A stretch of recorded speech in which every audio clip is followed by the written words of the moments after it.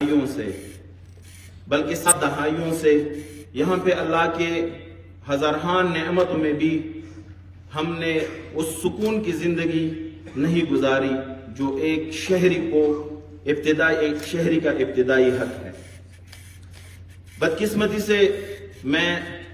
یہاں کے حالات یا پورے پاکستان کے حالات کی طرف اگر اشارہ کروں تو ایک لعنت اور ایک آواز 80 کی دہائی میں پاکستان کی سرزمین پر بلند ہو گئی، جس میں الجہاد اور کفر کا فتویٰ لگا مسلمان کا مسلمان پر، جس نے پاکستان کی اقتصاد کو بھی تباہ کیا، جس نے پاکستان کے امن کو بھی تباہ کیا، جس نے پاکستان کے 300 ڈاکٹر اور 100 انجینئروں کا خون بہایا اس نعرے میں۔ اس کے بعد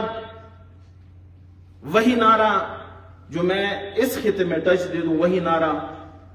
چند دن پہلے پراچینار میں بھی لگا، الجہاد کا نعرہ بھی لگا اور اسی طرح جو ہے کفر کا فتویٰ بھی لگا یہاں پر صدہ میں۔ شیعوں کو کافر کہا گیا اور شیعوں کے خلاف الجہاد کا نعرہ لگا۔ جس طرح 80 کی دہائی میں نعرہ لگا تھا جس نے پاکستان کے اس امن کو تباہ کر دیا، جب محرم کے ایام ہوتے تھے تو اہل سنت سبیلے لگاتے تھے، جب 12 ربیع الاول کا آتا تھا تو اہل تشیع جو ہیں وہ سبیلے لگاتے تھے، وہ سارے سبیلے میں چلی گئی، اس نعرے کے نظر ہو گئی۔ اور اسی طرح محرم کی سبیلیں بھی جو اہل سنت کی طرف سے لگ رہی تھی وہ بھی اسی نعرے کی وجہ سے وہ نظر ہو گئی، وہ محبت ختم ہو گئی، آپس میں جو برادری تھی وہ ختم ہو گئی، جس میں کسی کا نقصان ہو یا نہ ہو لیکن ملک کے خوددار پاکستان کا ایسے نقصان ہوا جو ابھی تک اس نقصان کا ازالہ نہ ہو سکا۔ جناب جوسی صاحب، آپ ایک نہایت ہی ذمہ دار پوسٹ پہ اب تشریف فرما ہیں۔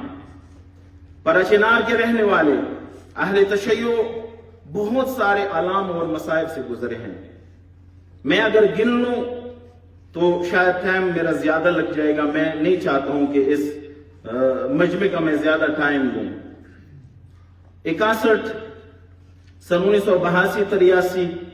جس میں ہمارے بچے قتل ہو گئے صدہ میں، اور صدہ سے ہمیں نکالا گیا اور ہمارے جتنے بھی گرانہ تھے بے دردی سے ان کو شہید کیا گیا، کوئی پوچھنے والا نہیں تھا۔ 87 میں وہ نام نہاد جہادی تنظیمیں جو افغانستان میں لڑنے کے لیے یہاں پر لاکھوں کی تعداد میں ہم نے افغان مہاجرین کی شکل میں جگہ دی تھی، ان کی ہم میزبان بنے تھے، انہی مہمانوں نے نمک حرامی کی، ہمارا خون بہایا سن 1987 میں، ہمارے بستیاں اجاڑ دی، کوئی پوچھنے والا اس وقت نہیں تھا ہمارا۔ ہاں یہ بات ضرور ہے کہ ہر وقت ہم نے اپنے دم پر اپنی دفاع زبردست طریقے سے کی ہے۔ پھر وہی سلسلہ ختم نہیں ہوا، 96 میں دوبارہ اس سرزمین پر ایک جنگ مسلط کی گئی، اس کے بعد 2007 میں جنگ کی ابتدا امام حسین علیہ السلام جو جنت کے سردار ہے اس کی شان میں گستاخی کرنے پر شروع ہو گئی۔ اسی پر اچینار میں اس شخص نے نعرہ لگایا جو آج وہ آنے والے الیکشن میں MNA کے کینڈیڈیٹ بھی ہیں، جس نے آج سے چند دن پہلے کفر کا فتویٰ بھی اہل تشیع پہ لگایا اور اسی طرح الجہاد کا نعرہ لگایا، آج MNA کا کینڈیڈیٹ بھی ہے، اور اس کا ہر جگہ تو خیر میں نہیں کہہ سکتا ہوں، غلط ہوگا، لیکن بہت سارے جگہوں پر اس کا احترام بھی ابھی تک ہو رہا ہے۔ اسی نے نعرہ لگایا تھا 2007 میں امام حسین علیہ السلام کی شان میں گستاخی کرتے ہوئے اس خطے کو ایک ایسے جنگ کے ساتھ روبرو کیا کہ جس میں آپ کے دشمن، آپ کے نہیں ہم سب کے دشمن، سوری کہ جو میں نے یہ جملہ کہا، چونکہ یہ وردی جس نے بھی پہنی ہے ہمیں وردی مقدس ہے۔ آج اگر یہ گران قطر مشران آپ کے سامنے بیٹھے ہیں، آپ کے کندھوں پہ جو ستارے اور آپ کے کندھے پہ جو پرچم لگا ہوا ہے، اسی وجہ سے جو ہم آپ کے احترام میں بیٹھے ہیں اور یہ ہم اپنا وظیفہ سمجھتے ہیں کہ ہم اپنے ملک اور اپنے ملک کے محافظین کا کیا کریں، ہم احترام کریں، یہ ہم اپنا شرعی وظیفہ سمجھتے ہیں۔ لیکن پاراچینار ان مسائل سے جب گزرتا رہا،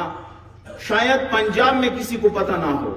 شاید بلوچستان میں کسی کو پتہ نہ ہو، شاید سندھ میں کسی کو پتہ نہ ہو کہ یہاں کیا ہو رہا ہے، لیکن ہم سے تو کوئی بات بھی چھپی ہوئی نہیں تھی۔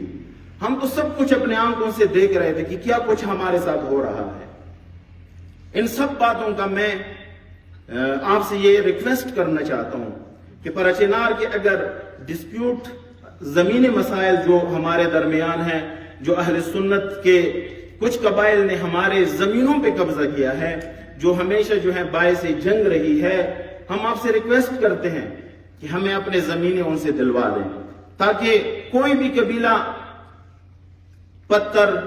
کلہاڑی بندوق اٹھانے پر مجبور نہ ہو۔ اور یہ اسٹیٹ کی ذمہ داری ہے کہ وہ مظلوم کا ساتھ دے اور جو ظلم کرتا ہے اس کا راستہ روک دے، یہ اسٹیٹ کی ذمہ داری ہے۔ لیکن اس ذمہ داری کو پتہ نہیں اب تک کیوں نہیں نبھائی گئی، یہ میرے خیال میں ہر ذمہ دار کو اپنے آپ سے سوال کرنا چاہیے کہ کیوں یہ ذمہ داری نہیں نبھائی گئی۔ بہرکیف آپ تشریف فرما ہے اس سیٹ پہ، ہم آپ سے یہی ریکویسٹ کرتے ہیں کہ یہاں کی باشندے، چاہے وہ اہل سنت ہے چاہے اہل تشیع، سب پر رحم کریں۔ ہمارے جو درمیان زمینی مسائل ہیں اس کا ایک عادلانہ منصفانہ حل نکال کر اس خطے کو جو ہے مزید خون خرابے سے بچائیں۔ اور اس کے علاوہ امن، میں ایک امن کی تھوڑی سی وضاحت کروں۔ اگر کوئی امن کی تعریف یہ کرتا ہے کہ پاراچینار میں اگر فائر نہیں ہے تو امن ہے، نہیں، میں اسی کو امن نہیں کہتا ہوں۔ پاراچینار میں فائر بھی نہ ہو لیکن زمینوں پر قبضے بھی نہ ہو، پاراچینار میں کبھی امن قائم ہی نہیں ہوا۔ ٹھیک ہے فائر نہیں ہے، لیکن آج بھی آپ جائیں، آج بھی ان پر قبضے پہ قبضہ ہو رہا ہے، کوئی روکنے والا نہیں ہے۔ میں اس کو کبھی امن نہیں کہوں گا،